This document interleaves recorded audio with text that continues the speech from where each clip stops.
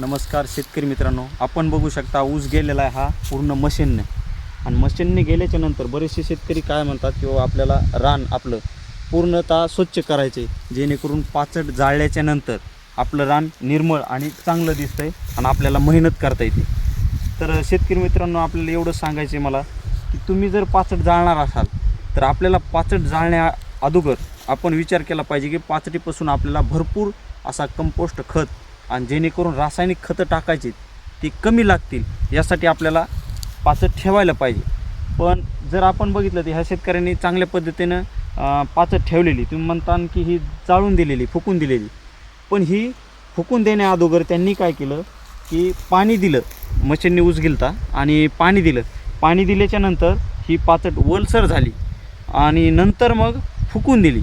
फुकल्याच्या नंतर ही पाचट फक्त ह्या आपल्या जर बघितली या सरीवरली जाळलेली आहे पाचट, जेणेकरून हे खोडावरलं पूर्णतः जळून गेलेलं आहे. आणि मध्ये जर बघितलं आपण तर ही पाचट जशाच तशी आहे.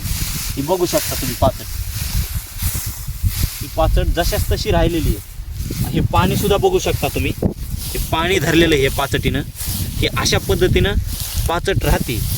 तर आपल्यालासुद्धा मेहनत करायची असेल आणि आपल्याला पाचट ठेवायची इच्छा असेल, पण रान स्वच्छ आणि निर्मळ दिसण्यासाठी आपल्याला जर करायचं असेल तर तुम्ही अशा पद्धतीची टेक्निक वापरू शकता, जेणेकरून तुम्हाला रान पण स्वच्छ होईल, निर्मळ होईल आणि तुम्हाला मेहनत करायला चांगलं होईल आणि आपली पाचट पण राहील.